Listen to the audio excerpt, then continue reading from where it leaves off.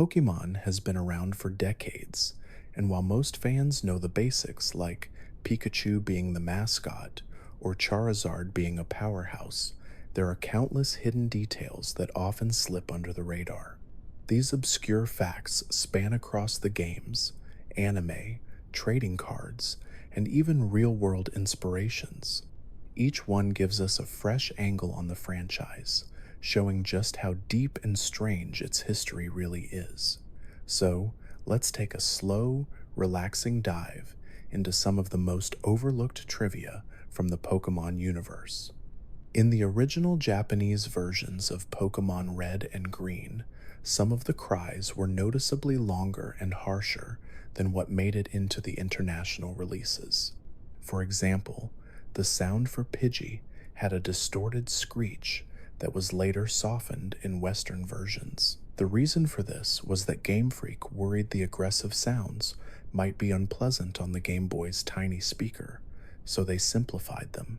It's a small change, but it highlights how localization didn't just touch text, it altered the atmosphere of the early games too. The Safari Zone mechanic introduced in Kanto was actually inspired by real-world wildlife reserves. Satoshi Tajiri, the creator of Pokemon, wanted a section of the game that felt less like battling and more like the thrill of observing nature. That's why players throw bait or rocks instead of battling. He wanted the feeling of unpredictability, like trying to capture a rare insect or fish.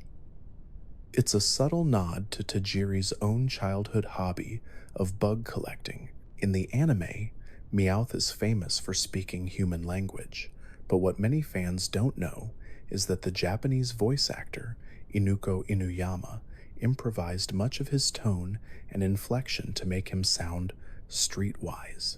This wasn't in the script. Over time, that unique delivery made Meowth's personality so popular that writers gave him more screen time than originally planned. In fact, Meowth was supposed to leave Team Rocket in early drafts, but fan reception kept him around permanently. One of the earliest Pokemon card misprints is known as the pre-release Raichu. This card supposedly came from a test run in the early Wizards of the Coast days, where pre-release was accidentally stamped onto Raichu instead of the intended promo cards. For years, people debated if it was real or just a hoax. Only a handful of collectors claimed to own one, and Wizards themselves gave mixed statements, making it one of the most mysterious errors in trading card history. Shiny Pokemon were first introduced in Gold and Silver, but the inspiration actually came from wanting to test the Game Boy Color's expanded palette. Developers realized they could flip a Pokemon's color data without much extra memory cost, and thus shiny variants were born. This tiny programming shortcut ended up creating one of the most beloved mechanics in the franchise, forever changing how players hunt and bond with Pokemon. In Pokemon Snap, there's a hidden feature where taking pictures at certain moments lines up with hints about the Pokemon movies. For example, if you photograph Mew in the final level, the orb effect around it closely resembles promotional artwork from the first film. This was intentional, as HAL Laboratory wanted the game to feel like it tied into the larger Pokemon media empire at the time. The Pokédex as a concept wasn't originally meant to be a digital encyclopedia. Early sketches show it as a physical notebook where the player would scribble notes about Pokemon. The idea shifted into a high-tech gadget as Game Freak leaned into the futuristic angle of trainers having advanced tools, which made the world feel more balanced between natural wonder and human invention. There was once a plan for a Pokemon game where you could combine creatures, creating hybrid designs. This concept later evolved into what fans recognize in spin-offs, like Pokemon Fusion fan games, but the official concept never went past brainstorming. Game Freak scrapped it because they felt it undermined the individuality of each species, which was central to the series' appeal. In the anime, Ash's Butterfree famously leaves to be with its mate. What fans don't know is that this was originally pitched as happening with Pidgeotto instead. The writers chose Butterfree because it was more colorful and emotional for viewers. The purple Butterfree in that scene was specifically designed to stand out from normal coloration, long before shinies existed in the games. Pokemon Stadium on the Nintendo 64 was actually created as a debugging tool for developers. They wanted to test the 3D models of Kanto Pokemon outside of the Game Boy hardware. But when they realized how fun it was to see battles play out in full animation, the project expanded into a standalone game. That's why Stadium feels more like a showcase than a mainline adventure. It was born from experimentation.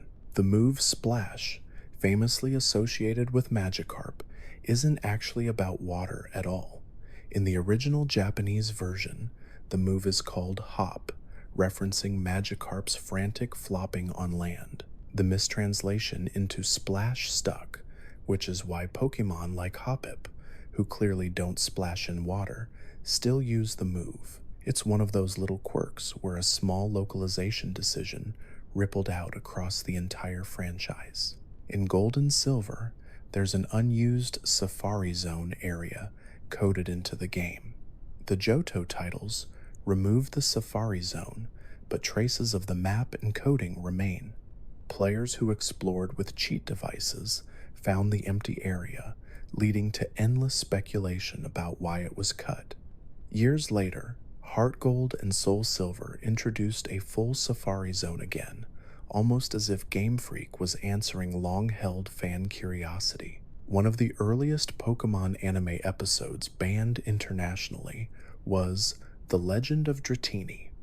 The main reason wasn't anything about Dratini itself, but rather the heavy use of firearms in the episode. Trainers and guards pointed guns directly at Ash and his friends, which was deemed too intense for younger audiences overseas. As a result, the episode was never dubbed into English, creating one of the first gaps in continuity for Western fans. Hitmonlee and Hitmonchan's names in English are nods to martial arts legends Bruce Lee and Jackie Chan, but the Japanese names tell a different story. In Japan, Hitmonlee is Sawamular, referencing martial artist Tadashi Sawamura, while Hitmonchan is Ebiwalar, referencing boxer Hiroyuki Ebihara. This shows how localization shifted the references to make them more recognizable for Western players while still keeping the fighting spirit. The Pokemon anime almost gave Ash a Clefairy instead of Pikachu as his starter. Early manga adaptations even depict Clefairy as the protagonist's partner. Pikachu was chosen instead at the last minute because the design tested better with both boys and girls, and because electric powers made for more exciting visuals in battle scenes. This one change ended up shaping the entire identity of the franchise. In Ruby and Sapphire, the Battle Frontiers announcer, Scott, has dialogue that never triggers under normal gameplay. Data miners later uncovered text where Scott comments on Pokemon fainting or cheering players on. It seems these lines were part of a scrapped spectator feature.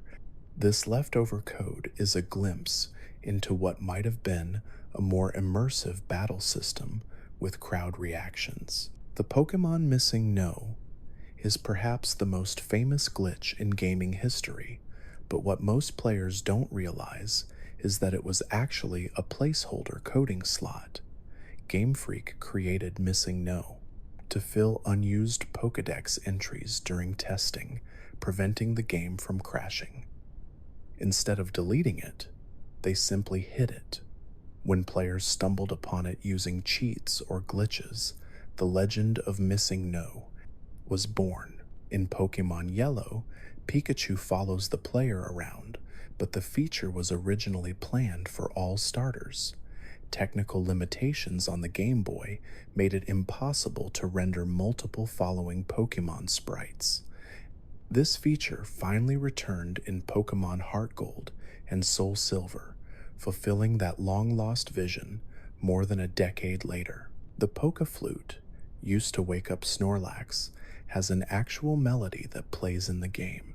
What's fascinating is that it matches the same notes used in Japanese lullabies, intentionally designed to feel soothing.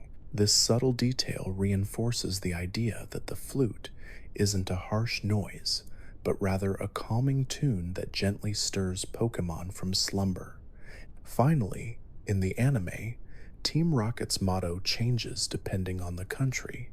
While English fans know the famous "prepare for trouble" and make it double, the Japanese version is more poetic, often referencing love, honor, or even wordplay. These alternate mottos show how much cultural localization shapes the way Pokemon humor and villains are presented across the globe. The Pokemon, Ditto, has an odd quirk in its design that has fueled fan theories for decades. Ditto shares the same weight, body color in its shiny form, and move transform as Mew. Because of this, some fans believe Ditto is a failed clone of Mew, discarded during the experiments that also produced Mewtwo. While Game Freak has never confirmed this, the eerie similarities continue to spark debate about whether Ditto was intentionally linked to Mew's genetic story. In early versions of Pokemon Gold and Silver, the day-night cycle was nearly cut. Developers struggled with the Game Boy Color's memory limitations, and there was concern that storing multiple palettes for each map would take up too much space.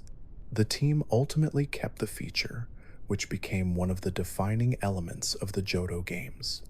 Without it, the series might not have embraced real-world time as deeply as it did.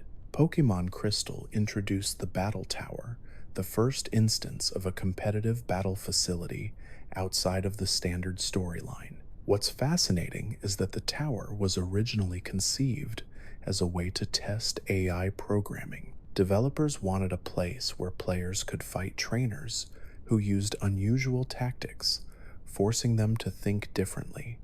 This experimental idea eventually evolved into the Battle Frontier and other competitive challenges in later generations. In the anime, James from Team Rocket once owned a Coughing and later a Wheezing, but in Japanese dialogue he originally called Coughing by a nickname, Dogar's-kun.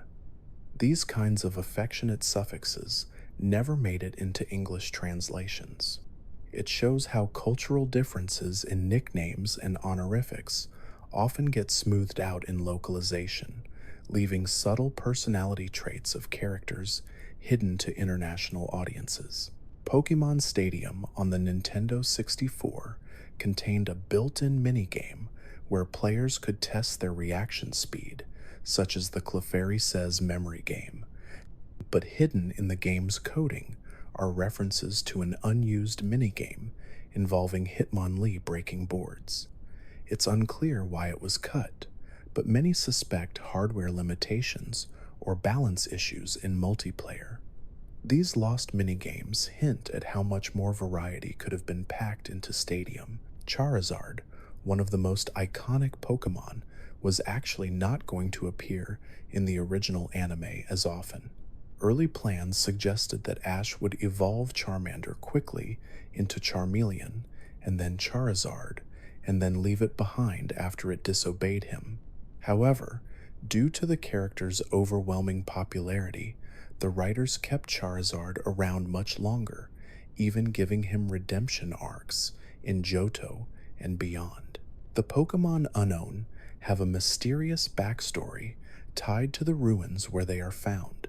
In development notes for Gold and Silver, originally meant to have more direct ties to Arceus, while the final games left that connection ambiguous, the shared theme of ancient writing and hidden power led fans to believe that Unknown were meant as an early hint at Pokemon's godlike creator, who wasn't revealed until years later in Generation 4. The first Pokemon ever designed wasn't Pikachu, Bulbasaur, or even Rhydon, as many believe. It was actually Rhydon that holds the spot as the earliest sprite coded into the game, but the very first sketch Ken Sugimori drew for the series was of Clefairy. Pikachu came later but quickly became the mascot.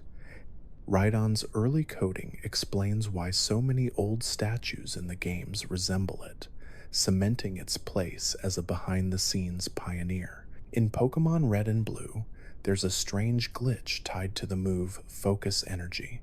Instead of boosting the chance of critical hits as intended, the move accidentally lowers the critical hit rate due to a coding error.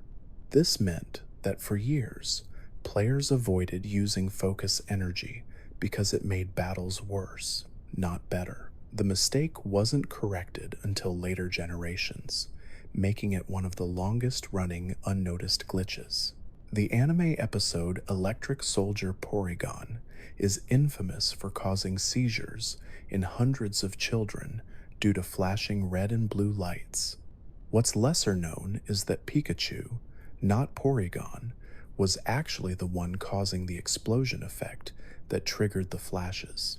Despite this, Porygon and its evolutions were essentially banned from appearing in the anime ever again, creating a strange case where one Pokemon was unfairly punished for an animation accident. Pokemon Gold and Silver nearly included branching evolutions for several Pokemon that don't currently have them. Early beta designs show sketches for additional forms of Pokemon like Politoed and Ampharos. These designs never made it past the concept phase, but the idea of branching evolutionary paths eventually reappeared in Pokemon like Eevee and later regional forms, showing how old ideas often resurface in new ways. The Pokemon Jinx originally had a design that included dark skin and exaggerated features, leading to international controversy. Game Freak eventually changed Jinx's skin color to purple in later games and anime episodes. This controversy became one of the first times Nintendo and Game Freak publicly altered a Pokemon design to address cultural sensitivity, setting a precedent for how future designs might be updated. In Pokemon Ruby and Sapphire, the Trick House is a unique location where players must solve puzzles to advance through rooms. What's strange is that the Trick Master himself was originally planned to have a team of Pokemon that battled the player after every challenge. The idea was scrapped, leaving him as more of a quirky host than an opponent. The unused data for his Pokemon team can still be found in the game files. Gyarados, the terrifying sea serpent, was based on a legend from Chinese folklore about a carp that swims upstream and leaps over the Dragon Gate waterfall, transforming into a dragon. This myth is called the Koi's Ascension. The connection explains why Magikarp, seemingly useless at first, evolves into something so powerful. It's one of the most direct mythological inspirations in the entire series. Pokemon Fire Red and Leaf Green contained a hidden feature that many players overlooked. If you connect them to Ruby, Sapphire, or Emerald, you unlock the ability to catch Johto Pokemon in the Sevii Islands. This was Nintendo's clever way of ensuring that players could complete their Pokédex without needing to trade with older Game Boy Color games. It was a quiet but brilliant example of thoughtful game design. The anime nearly gave Misty's Psyduck psychic abilities far earlier than any game. Early concept notes suggested Psyduck would occasionally unleash telekinesis when its headaches peaked. While the idea was kept in the anime for comedic effect, the games waited until later generations to expand Psyduck and Golduck's potential move pools, showing how the anime sometimes experiments before the mainline titles catch up. In Pokemon Emerald, the Battle Frontier's Brain Leaders were the first time NPCs were given unique titles and personalities that rivaled gym leaders. What's fascinating is that their designs were nearly reused for Diamond and Pearl as a group of extra Elite Four members. The concept was abandoned, but their unique personalities helped pave the way for the more fleshed out bosses in later games. In Pokemon Red and Blue, the Safari Zone contained a secret area called the Glitch City. By saving and resetting at just the right time, players could warp into a corrupted version of the map where tiles were scrambled and impossible landscapes appeared. This wasn't an intentional design choice, but players treated it like exploring a surreal, hidden world, almost like stepping into another dimension within the cartridge. Lastly, the Pokédex entries for Drifloon in Diamond and Pearl horrified younger fans. The balloon-like Pokemon is said to grab children's hands and try to carry them away. This dark lore shocked players used to more lighthearted entries, and it's one of the earliest examples of Pokemon leaning into creepier storytelling within the Pokédex. The Pokemon Missing No is probably the most famous glitch in gaming history. What's wild is that its presence wasn't accidental. Programmers intentionally left placeholder data in the code to make the Pokédex function work properly. When the game tries to load data for a non-existent Pokemon, Missing No is generated. This explains why it has a sprite, cries, and even stat data. Instead of being a meaningless error, Missing No is more like a shadow of the game's coding structure, accidentally given form. In early drafts of the anime, Brock wasn't meant to be a long-term character. The writers planned to cycle Ash's companions every few episodes to showcase different gym leaders. However, Brock's personality and chemistry with the team made him too popular to replace. The production team scrapped the idea of rotating companions and kept him on, establishing the long-lasting formula of having two main traveling partners. Pokemon Ruby and Sapphire originally had a more direct story about land versus sea that included heavy environmental themes. Developers thought the message might be too politically charged, so the plot was softened. Still, the remnants remain in the rivalry between Team Magma and Team Aqua, who represent expansion and flooding. It's one of the earliest times the games dipped into subtle commentary on human impact on nature. The Pokemon anime's original plan was for Ash to actually win the Indigo League. Scripts were drafted where he beat his opponents in the final rounds. However, executives thought the story would lose its forward momentum if Ash became champion too early, so they made him lose to Richie. This decision defined Ash's journey for decades, creating a cycle of growth and near victories that lasted until he finally became champion many years later. In Pokemon Gold and Silver, there is a hidden mechanic where a Pokemon's friendship can be raised faster if the player walks exactly 256 steps. The game calculates friendship values in intervals, and this step count became a sweet spot. Many players didn't know they were unconsciously boosting bonds simply by traveling the overworld, making walking an essential but invisible mechanic for evolutions like Togepi and Espeon. Pokemon Stadium 2 contained one of the earliest examples of in-game data visualization.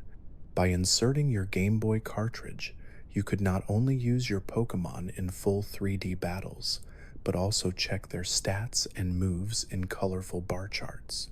For many young players, this was their first introduction to understanding competitive elements like IVs and EVs, even if they didn't yet have the vocabulary to describe them. The Japanese version of Pokemon Red and Green had different cries for some Pokemon compared to their international releases. For example, Charizard's roar sounded much harsher in Japan, but was softened for international audiences. This subtle change highlighted how sound design played a major role in shaping Pokemon's personalities, even though most fans only remember the Game Boy's scratchy sound effects. Pokemon Snap for the Nintendo 64 has an unused feature buried in its code where players could have ridden on Lapras to get closer shots of water-based Pokemon. While the idea was ultimately cut, data miners discovered the leftover programming years later. It suggests that Snap's design was far more ambitious, but had to be trimmed down to meet deadlines. Fans often wonder how much more immersive the game could have been with this mechanic. The Pokemon Cubone is often cited as one of the saddest creatures in the series, wearing the skull of its deceased mother. What's fascinating is that early concept art showed Cubone with multiple skull designs, almost like they were tied to different species of mothers. This detail was never used, but it implies that the lore could have been even darker, with each Cubone carrying a unique reminder of its personal tragedy. The anime nearly made Jessie from Team Rocket a gym leader in an alternate storyline. In concept notes, she was envisioned as a poison-type specialist who abandoned her duties after becoming obsessed with theft. This backstory would have given her a more defined arc, but was scrapped in favor of keeping her a comedic villain. Still, hints of this idea remain in her consistent use of poison-type Pokemon like Arbok and Seviper. Pokemon Diamond and Pearl introduced the Poketch, a watch-like device with multiple apps. What's obscure is that an unused app called the Alarm Clock was discovered in the code. It would have allowed players to set a real-world alarm that triggered a sound from their DS. The feature was removed, possibly to avoid draining the handheld's battery, but it shows how developers toyed with integrating daily life into the game. In Pokemon Red and Blue, the Celadon department store rooftop vending machines contained text suggesting that players could return empty bottles. This line has led fans to believe that a scrapped recycling system was originally planned, potentially rewarding players for eco-friendly behavior. It's a tiny detail, but it demonstrates how Game Freak sometimes experimented with environmental messages, even in small ways. The Pokemon anime episode where Ash catches a Caterpie was groundbreaking for Japanese animation. It was one of the first times a monster battle anime showed a protagonist capturing and bonding with a creature instead of simply defeating it. This emphasis on friendship over conquest helped set Pokemon apart from other monster series of the time, influencing countless imitators in the years that followed. In Pokemon Emerald, there's a glitch that allows players to clone Pokemon using the Battle Tower's save system. This exploit became infamous because it let players duplicate rare Pokemon and items endlessly. Nintendo never patched the glitch, and many fans quietly took advantage of it, making it one of the most widely used exploits in the series' history. Even today, it's remembered as a harmless cheat compared to harsher hacks. Eevee was nearly given a split evolution in Generation 2, where one form would have evolved through happiness and another through low friendship. Early concept sketches suggest a more sinister evolution that never made it into the games. While Umbreon and Espeon became the new additions instead, the scrapped Dark evolution remains one of the most intriguing what-ifs of Eevee's branching family tree. In Pokemon Colosseum, one of the first spin-offs to feature full 3D battles, the developers originally planned for players to snag any trainer's Pokemon, not just shadow ones. This idea was scrapped after testers found it made the game unfairly chaotic. Instead, the shadow mechanic became the central theme, introducing moral questions about stealing Pokemon and redeeming them. This narrow focus gave the game a unique identity. The Pokemon anime almost gave Ash's Butterfree a permanent companion. In early drafts of the episode Bye Bye Butterfree, writers considered letting it travel with its mate and appear in future arcs. But to make the goodbye more emotional, they decided not to revisit Butterfree. This created one of the anime's most heartbreaking moments and cemented the idea of bittersweet farewells in Pokemon storytelling. Pokemon Black and White experimented with morality in a way no other generation had. Team Plasma's goal of freeing Pokemon from trainers forced players to think about the ethics of battling. What's lesser known is that early drafts made N's arguments far more convincing, with some gym leaders agreeing with him. This was toned down before release, but the bold narrative direction set Black and White apart as some of the series' most mature titles. The Safari Zone's iconic mechanic of throwing rocks and bait has never been fully explained in the games. Developers admitted in an interview that they added it mainly to make catching rarer Pokemon more unpredictable.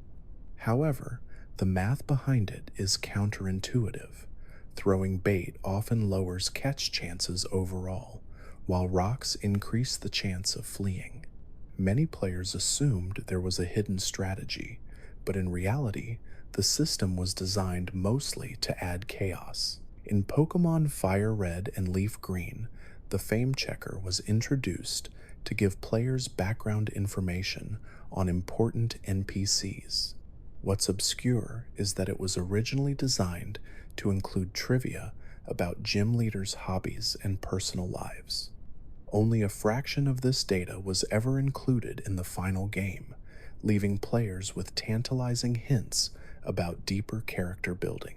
It's one of the earliest attempts by Game Freak to flesh out side characters with lore, even if most of it never saw daylight. The Pokemon anime almost made Misty the star instead of Ash. When pitching the show to networks, producers considered making the female companion the central trainer, capturing and battling Pokemon while Ash played a smaller role.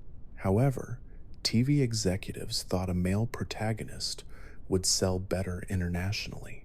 Despite the change, Misty still became an iconic character, with her fiery personality and love of water types leaving a lasting impression. Pokemon Red and Blue contained a hidden mechanic where stats could be increased, not just by battling, but by how many Pokemon you defeated overall. These early stat experience points worked differently from modern EV training, leading to situations where a Pokemon raised entirely on weak opponents like Caterpie could still become powerful. The mechanic was invisible to players, creating one of the earliest forms of grinding that carried into future games. In the Pokemon anime, James from Team Rocket has one of the strangest character details. He comes from an incredibly wealthy family. In early scripts, this background was meant to be a recurring theme, with episodes showing James struggling between his privileged past and his carefree criminal lifestyle. While this idea only appeared a few times, it added a surprising depth to a character usually played for comedy. Pokemon Diamond and Pearl almost had an entirely different villain team. Early design sketches show a group of eco-terrorists focused on exploiting Sinnoh's natural resources instead of warping space and time. This theme was scrapped, but remnants of it remain in how Team Galactic uses mining equipment and talks about reshaping the land. It shows how villain groups often undergo major transformations before release. The Safari Zone in Pokemon Red and Blue originally had a time-based element instead of steps. Internal documents suggest that players would have been given a countdown clock to race against while catching Pokemon. developers decided steps were easier to program, but the time mechanic might have made the area feel more like a frantic hunting ground. This small design shift changed how players experienced one of the game's most iconic locations. Porygon is infamous because of the Electric Soldier Porygon anime episode, which caused seizures in hundreds of viewers and was banned worldwide. What's rarely remembered is that Pikachu was technically the cause of the flashing lights, not Porygon. Despite this, Porygon was unofficially blamed and hasn't had a major anime appearance since. It's one of the strangest examples of a character being sidelined due to real-world events. In Pokemon Yellow, Pikachu refusing to evolve was directly inspired by fan letters. Many children had written to Game Freak saying they loved Pikachu just as it was. The developers decided to reflect this in the anime and in Yellow, making Pikachu resistant to evolution. It's a rare instance of fan feedback shaping canon, giving Pikachu its enduring role as the eternal mascot. Pokemon Gold and Silver introduced the bug-catching contest, but few know that the original version had additional prizes besides items like sunstones. Early builds included exclusive Pokemon that could only be won through high scores. These were eventually removed to avoid locking creatures behind difficult competitions. Still, the contest remains one of the most charming side activities in the series, with hints of its scrapped ambition visible in leftover code. Pokemon Mystery Dungeon's dialogue is surprisingly emotional, but one obscure fact is that the original script was even darker. Some storylines involved Pokemon dying or permanently disappearing if the player failed. These drafts were softened for younger audiences, but the remnants of those ideas can still be seen in how the story tackles themes of sacrifice, destiny, and belonging. It explains why so many fans remember the spin-off for its unexpectedly heavy storytelling. Ditto has a unique quirk in Pokemon Gold and Silver. It can breed with almost any Pokemon. What's less known is that this mechanic was added late in development, specifically to make breeding easier for players. Developers worried that some Pokemon would otherwise be too hard to obtain, so Ditto became a universal solution. Its design as a shapeshifter perfectly supported the mechanic, turning what could have been a hassle into a clever shortcut. The Pokemon anime nearly ended after its first year. The production team wasn't sure if the series would last beyond the Indigo League, and plans were made to wrap things up with Ash returning home. However, the massive popularity of the franchise changed everything, forcing writers to expand the story indefinitely. This explains why early arcs feel more self-contained, while later series began weaving in longer storylines. In Pokemon Ruby and Sapphire, berries had a hidden real-time growth system tied to the Game Boy Advance's clock, but if the clock battery inside the cartridge died, berries would stop growing forever. Many players thought it was a glitch, but it was simply a hardware limitation. The problem became so widespread that later games introduced ways to reset time mechanics, ensuring farming wouldn't become impossible. Pokemon Stadium had a rental system where players could borrow Pokemon for battles, but what's obscure is that these rentals were intentionally weaker than normal Pokemon. Developers wanted to encourage players to transfer their own trained teams from the Game Boy. It was a subtle nudge toward deeper investment in the handheld games, while still offering casual players a way to enjoy the 3D experience. The Pokemon anime originally considered giving Ash's Pikachu a distinct voice that sounded more like a cartoon character instead of just saying Pika. Test recordings were made, but producers thought it sounded too unnatural and broke the immersion. They decided to keep Pikachu's cry simple, and the choice paid off. Ikue Otani's performance became one of the most recognizable voices in animation history. Pokemon X and Y introduced Mega Evolutions, but they were originally conceived as permanent transformations. Early concept art shows Mega forms being treated like evolutions that never reverted. Developers later decided the mechanic should be temporary to avoid breaking balance. The temporary boost also gave battles more dramatic tension, with the suspense of when a trainer would activate their Mega Evolution. The Pokemon anime has one of the longest running villains in children's television history. Team Rocket appeared in nearly every episode for decades, despite rarely succeeding in their plans. Writers admitted they kept them around because kids loved their comic relief, and their dynamic gave episodes a consistent structure. This longevity turned them into cultural icons, outlasting many other recurring characters. In Pokemon Sword and Shield, the wild area was revolutionary, but few know it was inspired by canceled concepts from earlier games.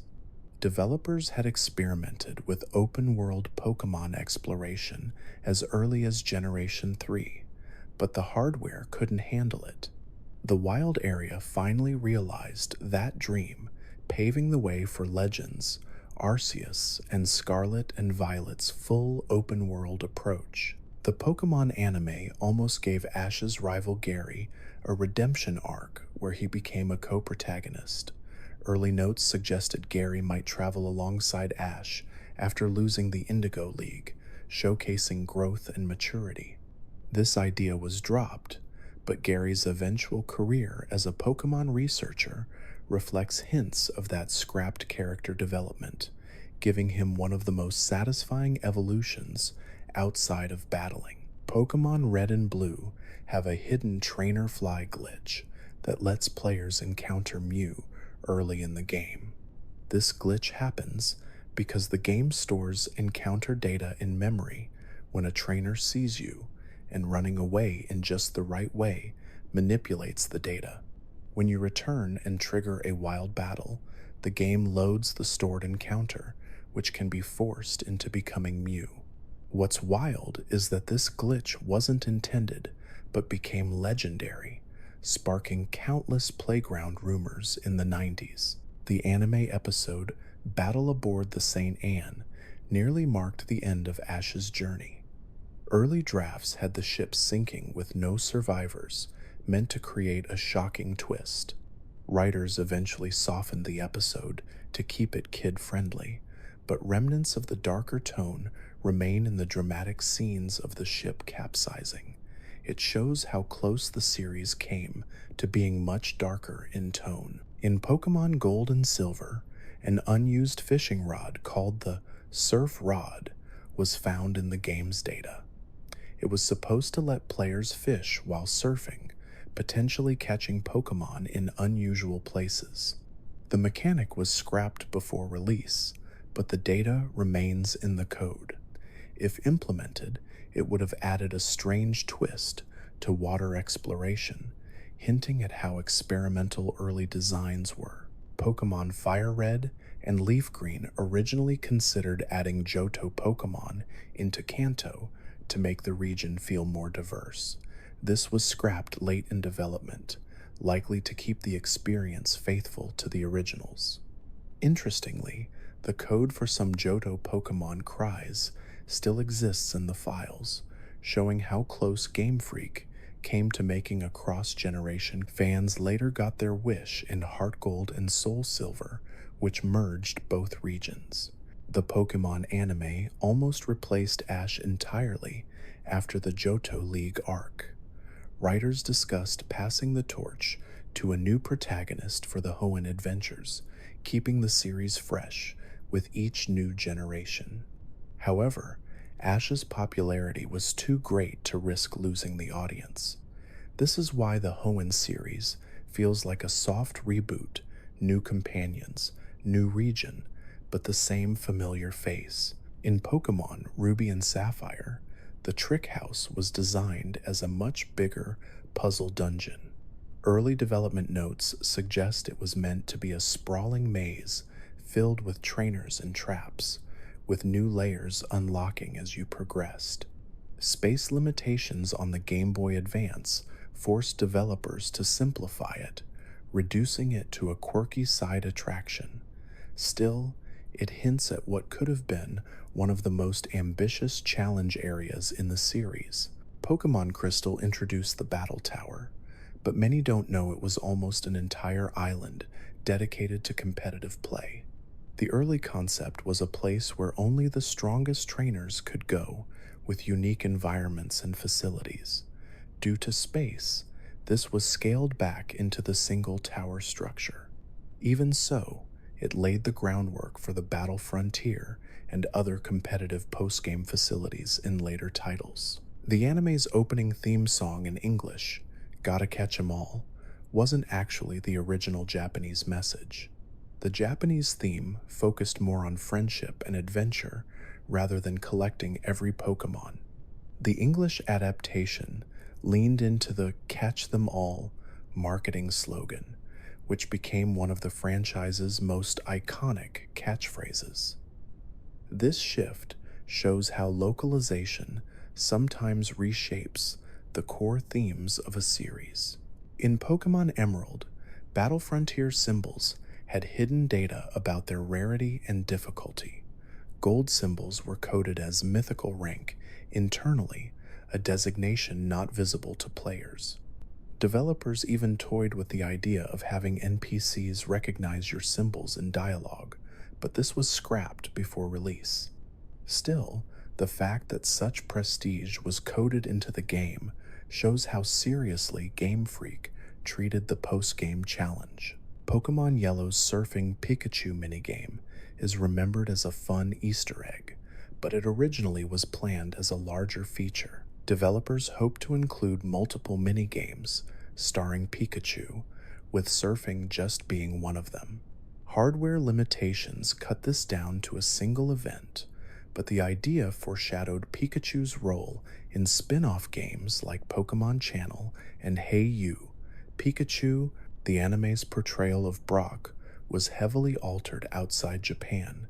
In the US, his constant flirting was toned down and sometimes cut entirely. Some countries even replaced him with a different character in early dubs to avoid cultural confusion. It's a reminder that localization doesn't just affect text, it can change how entire characters are presented depending on the audience. Pokemon Stadium 2 had a hidden mechanic where rental Pokemon's movesets were based on actual competitive strategies of the time. Developers researched which moves real players used and incorporated those into rentals. This made the game subtly educational for kids, teaching them viable movesets without them realizing it. It was an early form of bridging casual and competitive play. In Pokemon Black and White, an early draft included an underground subway system that connected Unova's cities in real time. This idea was scrapped because the Nintendo DS hardware couldn't handle the constant data loading. Instead, the Battle Subway became a simplified battle facility. The scrapped idea later lived on spiritually in Kalos's Lumiose City, which had a functioning taxi service to simulate urban transport. The Pokemon anime almost made Giovanni, Team Rocket's boss, a recurring father figure villain for Ash.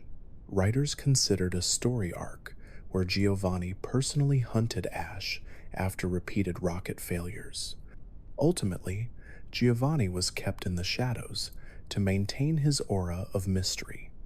This decision kept him intimidating, but it also left fans wondering what a more personal rivalry might have looked like. Pokemon Diamond and Pearl's Underground had an unused feature that allowed players to bury items that other players could later dig up.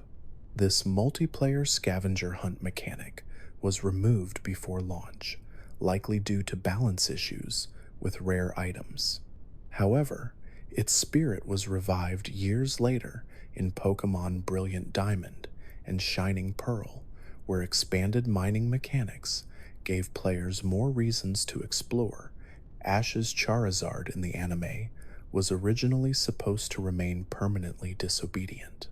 The writers planned for it to be a running gag and a reminder that not all Pokemon obey.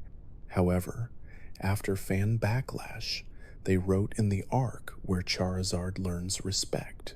This change gave one of Ash's most important Pokemon its memorable redemption arc and showed how audience reaction could reshape storytelling. In Pokemon Sun and Moon, an unused mechanic allowed Pokemon to rest in Poképelago by going on mini adventures. These events would have been short stories told through text, featuring Pokemon exploring caves or forests. The feature was cut, likely due to time constraints, but remnants of the code remain.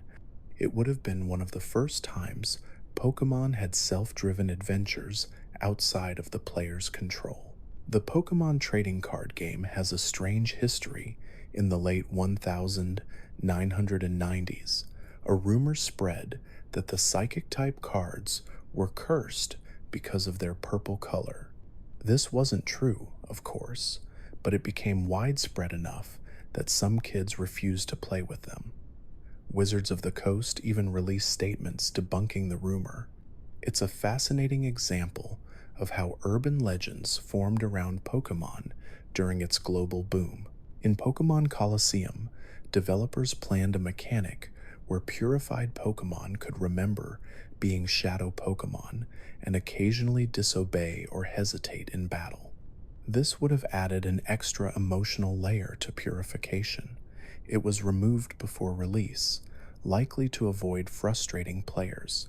Still, it shows how much thought was given to the darker implications of shadow Pokemon and their rehabilitation. In Pokemon Red and Blue, one of the strangest early glitches was the invisible PC in Celadon City. If you pressed A on a specific tile in a house, the game thought you were interacting with a PC, even though no PC was in the room. This odd leftover code came from developers copying map data from another house and forgetting to remove the PC interaction script. It's harmless, but players back then thought it was some kind of secret, fueling endless rumors about hidden Pokemon or items tied to it. The anime's banned episode, The Legend of Dratini, is infamous not just for its firearm content, but also because it revealed something huge. The Safari Zone warden owned a Dragonite. At the time, this was mind-blowing, since Dragonite was one of the most powerful Pokemon in the series. But most Western viewers never saw this reveal, since the episode was skipped outside Japan. This made Dragonite feel even more mysterious to international fans. In Pokemon Ruby and Sapphire, unused cries exist in the code that don't match any known Pokemon. Researchers discovered these were likely placeholders for early legendary designs that got scrapped. Game Freak is notorious for testing wild concepts early and then replacing them.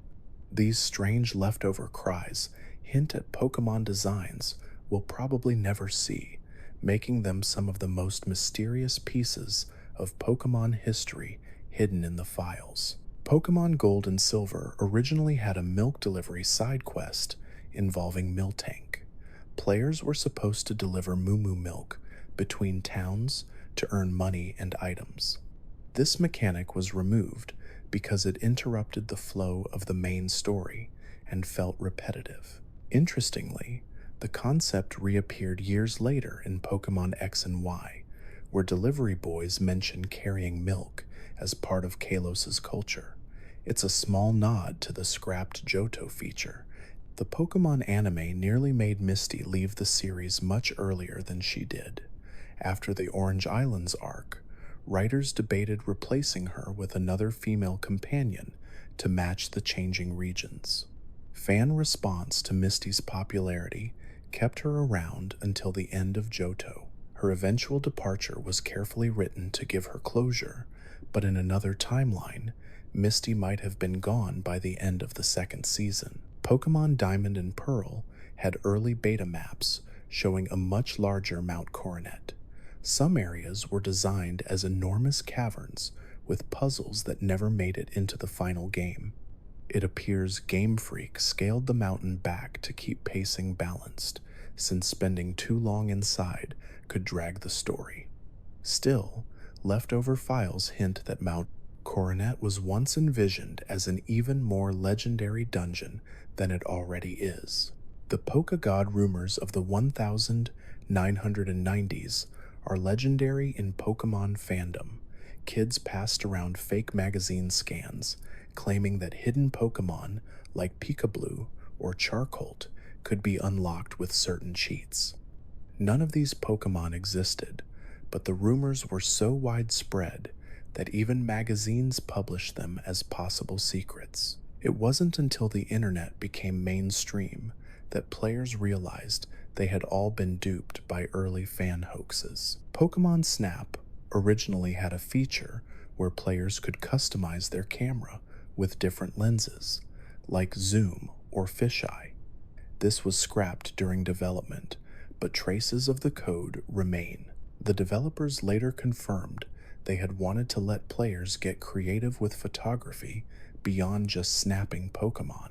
The idea resurfaced decades later in new Pokemon Snap, which finally gave players more freedom to frame shots and experiment with camera settings. Pokemon Fire Red and Leaf Green included an unused map that looked suspiciously like Johto's Olivine City.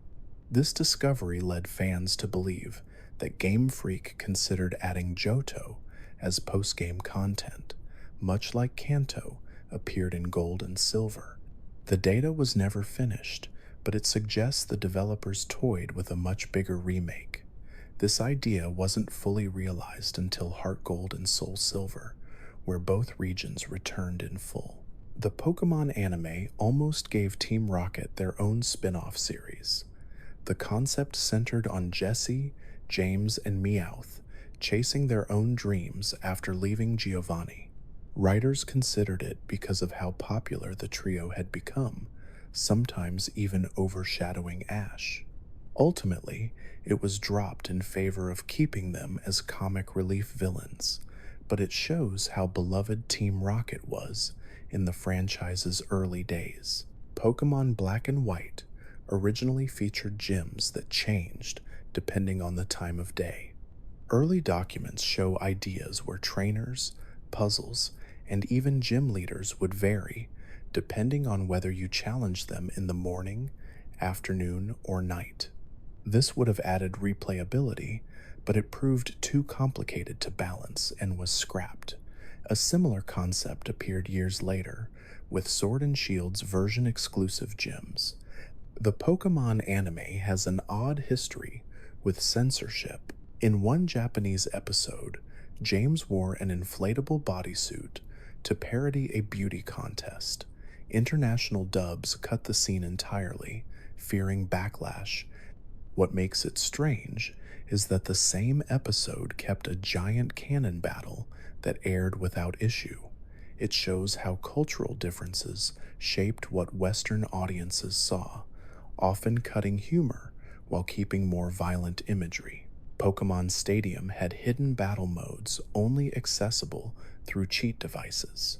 These included rule sets where all moves did double damage, or where items automatically regenerated after every turn.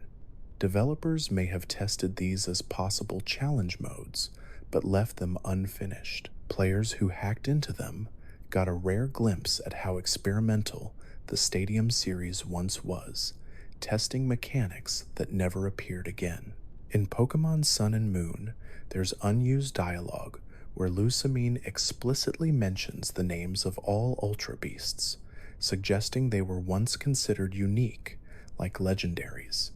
In the final game, Ultra Beasts can be caught multiple times, making them more like rare species than one-of-a-kind Pokemon. This small script change completely reshaped how players viewed them, from alien gods to bizarre creatures invading the world. The Pokemon manga, Pokemon Adventures, is often much darker than the anime. One of the most shocking arcs has a villain slicing a gym leader in half with a scyther. This was allowed because the manga targeted an older demographic than the TV show. It highlights how Pokemon's tone shifts depending on the medium, with some stories leaning heavily into action and even horror elements that the anime would never show. Pokemon Emerald's Battle Frontier almost included a Battle Pyramid 2, a second pyramid that would unlock after defeating the first. Data miners found references to this scrapped facility, which may have featured a reverse challenge where players started at the top and descended. The idea was abandoned, likely due to cartridge space, but its existence shows that the frontier was once planned to be even larger. Ash's Butterfree's farewell episode is iconic, but many fans don't realize it was originally intended as a permanent death. Early drafts had Butterfree staying with its mate and never appearing again, with more tragic framing. Instead, writers softened it into a bittersweet goodbye. This decision preserved the show's lighter tone, but the emotional weight of the episode still lingers as one of the anime's most famous moments. In Pokemon Gold and Silver, the internal clock system was so groundbreaking that Nintendo worried players might resist it. Developers debated making it optional, but ultimately decided it was essential to the experience. This real-time clock influenced how later franchises, like Animal Crossing, were designed. It's a rare case of Pokemon pushing gaming technology forward in ways few expected from a handheld title. Pokemon Go once had a scrapped mechanic where wild Pokemon could flee into nearby real-world areas, forcing players to physically chase them down. The developers scrapped it because it created safety concerns, imagining scenarios where kids might run into streets chasing Pokemon. Instead, they kept the simpler flee mechanic, where a Pokemon just disappears from the screen. It shows how game design often considers real-world consequences. In early Pokemon concept art, many Pokemon had designs far different from their final forms. For example, Scyther was once sketched as a lizard with large claws rather than wings, while Gyarados was originally drawn with a more dragon-like body instead of its serpentine shape. These early drafts reveal how Game Freak iterated on creature designs, sometimes radically changing them before release.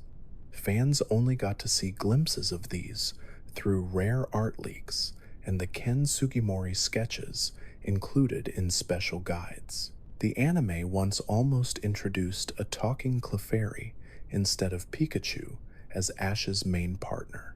In early storyboards, Clefairy was seen as the mascot Pokemon of the franchise, thanks to its role in the manga Pokemon Pocket Monsters.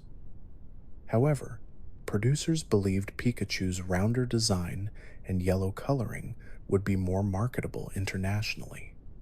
This single choice completely changed the identity of Pokemon and made Pikachu the global icon it is today. Pokemon Yellow has a strange glitch where Pikachu's friendship level can reset if the player interacts with certain NPCs too many times.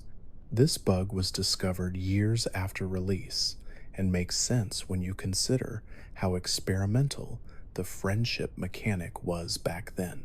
The idea of having a partner Pokemon follow you was brand new, so the programming around it was fragile, leaving room for odd behaviors. In Pokemon Diamond and Pearl, Spiritomb could only be obtained through an elaborate process of talking to 32 players in the underground. This was nearly impossible for kids who didn't know many people with the game. The method was so obscure that guides at the time compared it to playground rumors. The rarity of Spiritomb made it a status symbol, and many players never encountered it without cheating. Pokemon Crystal was the first game in the series to feature animated sprites, but what's lesser known is that the developers almost abandoned the idea halfway through development. They were worried the Game Boy Color wouldn't be powerful enough to handle dozens of moving sprites without lag. Ultimately, they kept the feature after compressing the animations heavily, which is why they're so simple compared to modern ones. The anime nearly replaced Brock permanently after the Indigo League. His absence during the Orange Islands was originally meant to be permanent, with Tracy Sketchit taking over as the new mainstay companion. Fans didn't respond well to Tracy's popularity, and international producers wanted Brock back for Johto. This back and forth shows how character choices in the anime were sometimes dictated by audience feedback rather than long-term planning. Pokemon Ruby and Sapphire contain unused music tracks in the code, including one eerie tune believed to be for an abandoned location. Fans speculate it was tied to a scrapped cave or possibly a second haunted area. The soundtrack's presence in the files fascinated players because Pokemon games rarely leave this much unused material intact. Today, ROM hackers use these hidden songs to restore cut content in fan-made projects. A strange feature in Pokemon Stadium 2 allowed players to import rental teams from the first game using the transfer pack. However, due to programming quirks, some movesets didn't match correctly, resulting in impossible Pokemon builds, like a Butterfree with high-powered TM moves it couldn't normally learn. This was unintentional, but became a fun way for players to mess around with odd combinations in battles. Pokemon Go originally planned to have trading at launch, but developers scrapped it due to server instability. What most people don't know is that the initial code for trading was hidden inside the early versions of the game, and data miners found menus referencing it. It took years before trading was officially introduced, proving that the idea had been part of the game's DNA from the start. Pokemon X and Y included an NPC who hints that AZ's Floette, the special Eternal Flower variant, would be obtainable in the future. Players waited years for an event distribution that never came. To this day, Eternal Flower Floette remains one of the most infamous pieces of unreleased content in the series. Its absence has turned it into something of a ghost Pokemon in Pokemon's real-world history. Pokemon Red and Blue contained a glitch where Missing No could duplicate items if encountered in the right way, but what's lesser known is that other glitch Pokemon exist, with unique cries, sprites, and movesets. Some of them, like M, could even break the game completely by corrupting save files. Missing No became famous, but dozens of equally bizarre glitch Pokemon lurked in the code, each with their own quirks. The Pokemon anime once made a mistake so big it baffled fans for years. In one early episode, a trainer's Sandshrew was shown swimming in water despite being a ground type that should logically struggle with swimming. Writers later admitted it was simply an animation oversight, but kids at the time treated it as a strange piece of hidden lore that Sandshrew had unique abilities. Pokemon Sword and Shield contain unused animations for Pokemon interacting with the overworld in ways not seen in the final release. For example, certain Pokemon had movements suggesting they could follow players or chase items in the wild area. Fans believe this was testing for the eventual return of following Pokemon in DLC and future games. These hidden animations remain tucked away as proof of Game Freak's experimentation. The anime's Porygon episode, Electric Soldier Porygon, caused over 600 children in Japan to experience seizures due to flashing lights. But what's lesser known is that this permanently ended Porygon's chances of being featured in major anime episodes again. Despite Pikachu being the one that caused the seizure-inducing flash attack, Porygon became the scapegoat. It's why Porygon and its evolutions are almost invisible in the anime today. In Pokemon Gold and Silver's beta, there was a Pokemon called Kotora, a small electric tiger cub. It never made it into the final game, but sprites exist showing its design. Fans still wonder if it inspired later electric-type Pokemon like Shinx. Kotora is part of a long list of scrapped Pokemon that almost expanded the roster in ways we never got to see officially. The Pokédex in Pokemon Black and White includes one entry describing Yamask as carrying its mask, which represents its human face from when it was alive.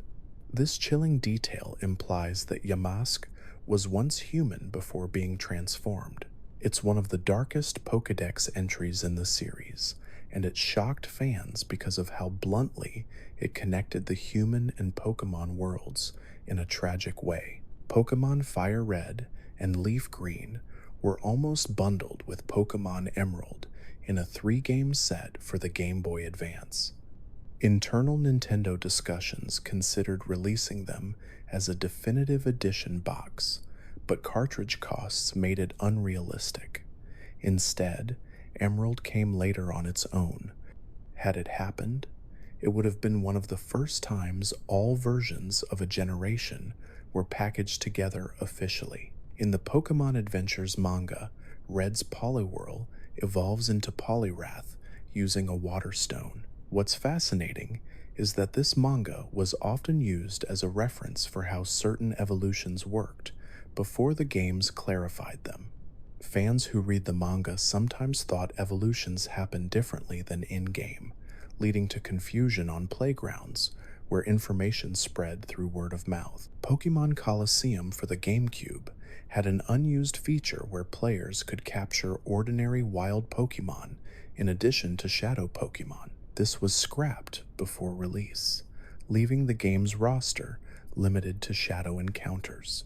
Developers explained later that they wanted to emphasize the rescue and purification theme of the game, but the presence of wild battle code suggests a more traditional system was once planned. In Pokemon Sun and Moon, the developers included an Easter egg referencing the infamous truck rumor from Red and Blue. Near the harbor, a parked truck can be found, though it serves no purpose. This was a playful nod to the long-standing playground myth that Mew was hidden under a truck in Vermilion City. Players who grew up with the original games immediately recognized the joke, seeing it as Game Freak finally acknowledging one of the most famous hoaxes in the franchise's history. In Pokemon Platinum, there's a strange NPC in Veilstone City who claims to have seen a giant pink Pokemon flying in the sky. Fans debated for years whether this was an intentional hint at a rare event, Pokemon like Mew or Shaman. However, the official guides made no mention of it. The mysterious NPC remains one of Sinnoh's unexplained oddities, fueling theories about cut events or hidden content. The Pokemon anime's banned Jinx episode was quietly reanimated years later to change Jinx's skin color from black to purple. This was part of a broader response to cultural concerns about Jinx's original design, which some viewers compared to offensive caricatures. What makes this obscure is that the change wasn't only in later episodes. Old episodes were sometimes re-edited for DVD releases, meaning some fans have versions of episodes that look noticeably different. Pokemon Mystery Dungeon included a hidden mechanic where the personality quiz at the start could slightly alter the likelihood of getting certain Pokemon as a starter, even beyond the answers given. For example, some traits were weighted differently depending on the player's gender.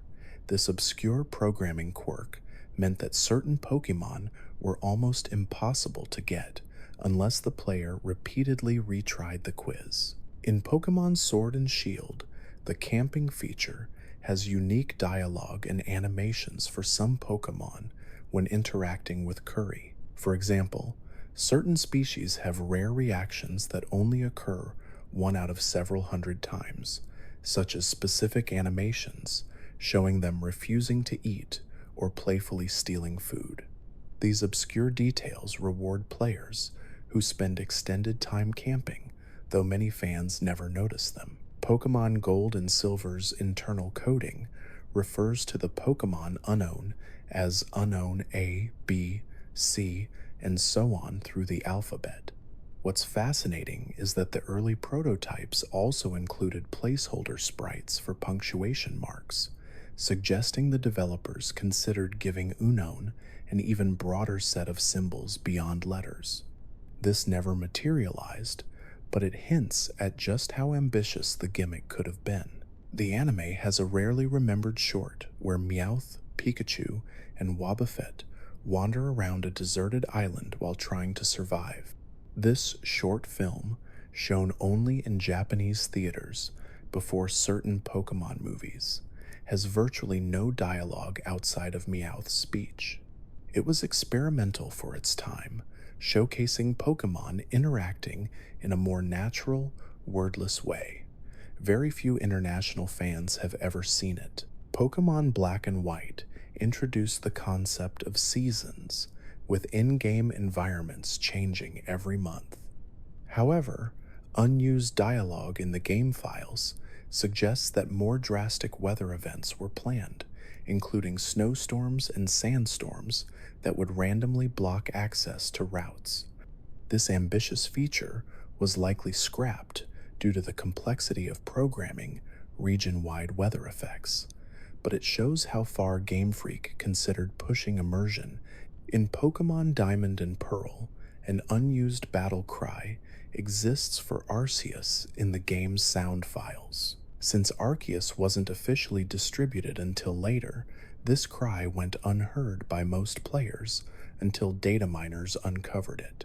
The existence of the cry suggested that Game Freak had planned Arceus earlier than its official event release, reinforcing theories that much content was held back until later generations. The Japanese Pokemon TCG once released a card so powerful it was banned before most fans even knew about it. The Ancient Mew promo card, distributed during the second Pokemon movie, had such strange text and holographic design that many fans thought it was purely decorative. However, its text could be translated, and in certain formats it created unbalanced strategies. As a result, official tournaments swiftly banned it. In Pokemon Emerald, there is a 1 in 65, 0 chance that the Battle Frontiers slot machines will line up in a specific way, unlocking a secret Easter egg message that congratulates the player. This detail is so obscure that most fans never encounter it naturally, only discovering it through data mining or emulator testing. It's one of the most hidden rewards in the series. Pokemon Colosseum's protagonist, Wes, is one of the only mainline characters to start the game already owning powerful, evolved Pokemon instead of low-level starters. This design choice reflected the game's darker tone, where players were already an experienced trainer. Developers confirmed this was deliberate, as they wanted Colosseum to feel more mature compared to handheld entries, leaning into its grittier art style and premise. The Pokemon anime once depicted Ash's Pidgeot staying behind in the Viridian Forest to protect a flock of Pidgey and Pidgeotto. What makes this obscure is that Pidgeot never canonically returns in later episodes, despite Ash's promise.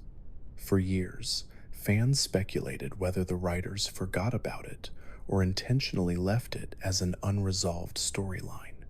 It's still one of the most infamous loose ends in the anime. Pokemon Ruby and Sapphire included Mirage Island, a location that only appeared if the player had a specific random number matching their party's Pokemon.